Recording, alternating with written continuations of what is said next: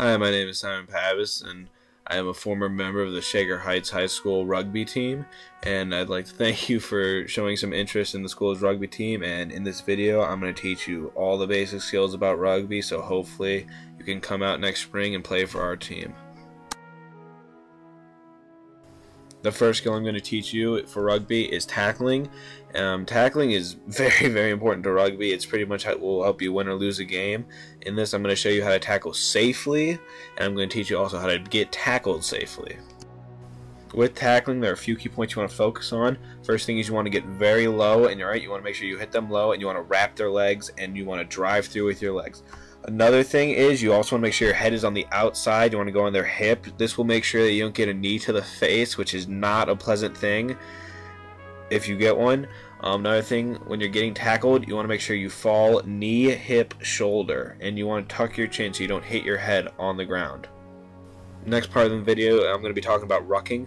Rucking is a very key part to playing rugby. In rugby, when you get tackled, you should put the ball back towards your team so your team can keep the ball. At that point, though, anybody can grab the ball, so the other team can just reach over and grab the ball. So it is your team's job to hit them away, which is called rucking. In this, I'm going to go over a few techniques for clear-outs and a team technique. The first technique for rucking I'm going to show you is just a straight clear. Pretty much what you want to do is you want to get low and you want to drive them away with your shoulder. Alright, you want to try and take them to the ground if you can. This is a clear out. Second technique we're going to show you is a gator roll. Gator roll is you squeeze the guy's sternum. Alright, you get over him, you squeeze his sternum, and then you roll away, preferably to the side that you just came from. Okay? Another technique we're going to show you is the single leg clear out. The single leg clear out in rucking, this is the most simple one because in rucking the best way to ruck someone away is to take a limb away. So you want to grab a leg and you want to drive them away from the ball. The next rucking technique I'm going to talk about is a team technique. It's the one we use at Shaker. It's called hammer, rocket, rocket. So the first guy is a hammer. He's the clear out guy. And the second two guys come in and they hit him, preferably in like the butt or legs. And this will create a sturdy base. So if the other team is trying to push him back, they're really pushing against three guys instead of one, which makes it a lot better for the scrum half to pick up the ball and then start running with it. The next part of rugby I'm going to be talking about is lineouts.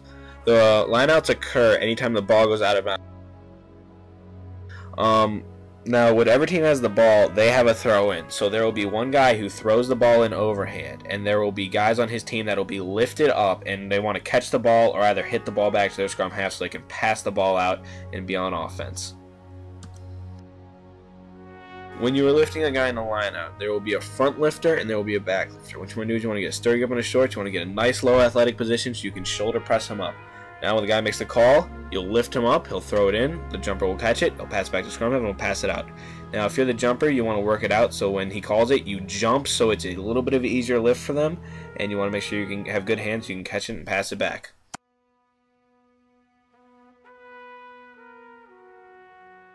For the next part of the film, we're going to be talking about mauls. A maul occurs when a guy has been wrapped up by multiple people, but he cannot be brought down. Therefore, your team should then get low, and they should push him forward. These typically happen off of a lineout, so we're going to show you one right here. So he throws it in, he catches it, he turns towards his team, holds the ball, and they push him, and then he passes the ball back to his team. Next part of the rugby video is going to be about kicking. In rugby, there are 4 types of kicks. There's a kick from a tee, which will be for 2 extra points after a try. There's a drop kick, which you can kick through the post during the game for 3 points and is also used as a restart for kickoffs. There's regular punting, and there are grubber kicks. And I'm going to show you the technique for doing these kicks. First one we're going to do is a basic rugby punt. Basic rugby punt's a little different from your basic football punt because you want to hold the ball straight up and down and hit it on the tip because that is a soft spot. You choose the punt typically on a penalty when your team has the ball. Next kick I'm going to show you is a drop kick. You want to drop the ball on its tip and then you want to kick the ball. This is a little harder and you can do this at any point in the game like I said before, and if you get it through the field goal post, it is 3 points for your team. It is also used for kickoffs. Last kick I'm going to show you is a grubber kick. A grubber kick is pretty much like kicking a ground ball. It's a little bit of a trick, and if you can get it to work right, it is very effective. Last kick I'm going to show you is an up and under. It's pretty much you kick the ball very, very high, and then you try and catch it. Now here's the thing, if anybody wants to go after the ball after it's been kicked, you must be behind the kicker. The next part of the video is going to be focused on the backs and how the backs play as a team. I'm going to be talking about offensive back play as well as defensive back play.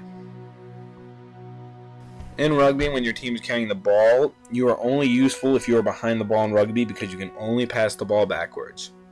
So backs, they want to be in a diagonal line pretty much and will pass the ball down.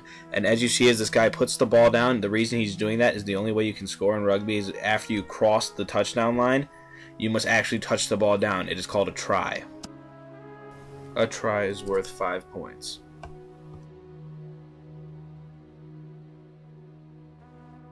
When backs are playing defense, they want to run up in a straight line and they want to kind of converge on the ball carrier. Once they make the tackle, they must get back in a straight line. They must be 5 yards away from the ruck. Next, we're going to be talking about the forwards, the big boys. The forward's primary job is to ruck, and all forwards are in the scrum. Their job is to pretty much crash the ball up and ruck. Here's the basic idea of what forwards do. Forwards, after they carry the ball, their job is pretty much run into someone, and after that, the next forwards ruck, and they pick up the ball from the ruck, and they crash it up. Now, if you're a forward on defense, you want to counter ruck. You want to ruck against the offensive team, and you also want to stand to the sides of the ruck in case their big guys will run the ball, so you can take them down. Next part of rugby we're going to talk about is we're going to talk about the scrums. Scrums occur anytime there's a forward pass or the ball is knocked on by hand. What scrums are is it is the 8 forwards, they bind together and they pretty much crash into each other. After that, the ball is put in through the tunnel, which is the area in between the 2 front rows, and the 2 hookers, the 2 number 2s, they try and hook the ball back to their team, and from then on the ball can get passed out.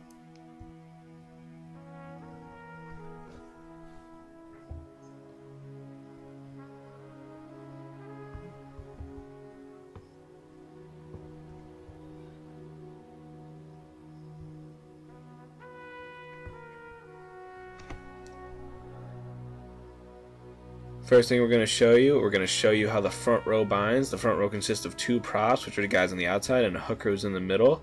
First thing you want to do is you kind of want to reach your thumb into his waistband, and then you want to pull his shorts towards you. This will create a tight bind and ensuring that you guys are sturdy and together. Next, the number 4 and 5, the 2 locks, they're going to come and stick their heads in between the props and the hooker's legs, and they're going to try and grab the waistband.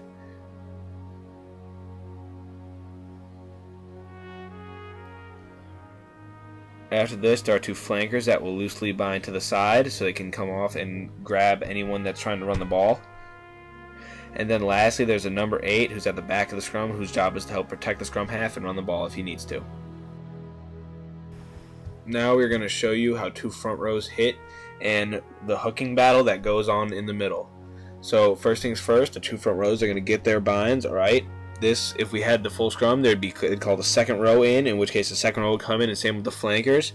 Now the ref would say touch, pause, engage, in which case they would hit. From then on, the scrum half rolls the ball in, and then the hooker hooks the ball back with his feet. Thank you for watching my rugby instructional video. I hope you enjoyed it, and I hope you learned from it, and I hope you come out and play for the Shaker Heights rugby team next spring.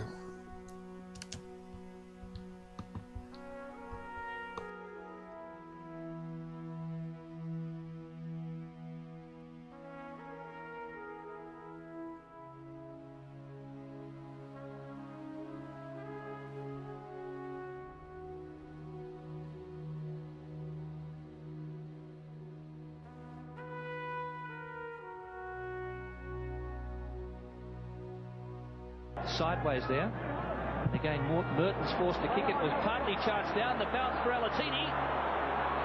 Umaga! That's a gift by pointer for New Zealand. Chris Latham has made a mistake there. Umaga cleared from scrum half. They're into space here. Lomu! Here they go again. Only Latham to beat. Regan's across. He easily beat Latham. And another try coming up here for New Zealand. Alatini. Sensational. 2 tries in 3 minutes. What a start to Bledisloe 2000 and the Tri-Nations. They're finding some great gaps. Alatini again. And a 3rd try to Cullen. It's raining tries here. It's a demolition. Jason Little having a go. Here's Gregan. Stephen Larkham. He has more blood for a try. He's away. That's a great block from the Wallabies. John Eels. Gregan. Little gap here for Williams. Vincent Williams. Can he get there? Wallabies driving. 1 metre short. Gregan now. Here it is. One block. He gets his second. 5 to go for Australia. Gregan to Larkham. Herberts almost through the gap. Gregan again. Latham. He's there. Third try for Australia.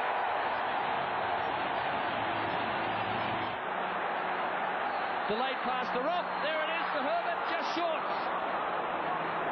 Gregan has his hands on it. He was tackled offside. Rock gets over. Great advantage by the referee. And the Wallabies incredibly draw level.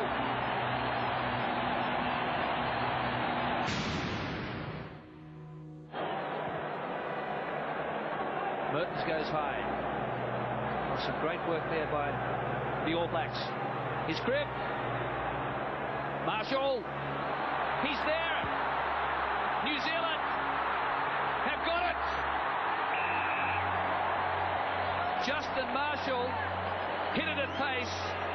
Some very flimsy Wallaby defence. Latham's out on the left, calling for the ball on the wing. Rock. Torai Kembu. 8 minutes to go. Australia now. Caper. Oh! There it is! 2.5 minutes to go. Australia by 1 point. Alatini, Iramia. Sandwiched in midfield. Kelleher. Randall and Long.